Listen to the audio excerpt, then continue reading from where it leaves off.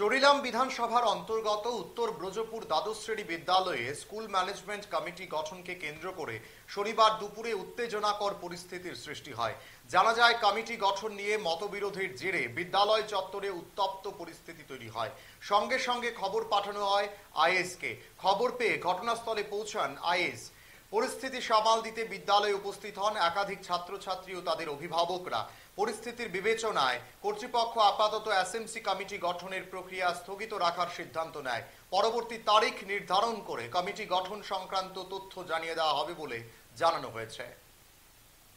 আজকের ঘটনা, আমি তো স্কুল ভিজিটে আমি বংশীবাড়ি এলাকা এখানে রাঙাপানিয়া ইংলিশ মিডিয়াম স্কুলে আমি ভিজিটে গেছিলাম। ভিজিটে চলাকালীন সময়েই আমি এখান থেকে ফোন পাইলাম। এখানের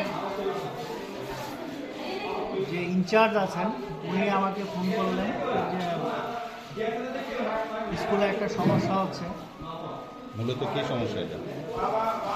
উনি বললেন অনেক লোক এখানে আসছে, এখানে নাকি ওনাকে অনেক প্রশ্ন করছেন বিভিন্ন বিষয় নিয়ে। আজকে এসএমসি কমিটি গঠন করার জন্য একটা মিটিং ছিল।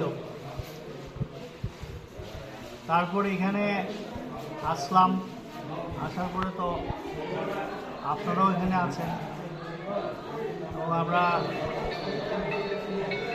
এখানে যারা যারা ছিলেন এলাকার বিভিন্ন লোক তাদের সাথে এখানে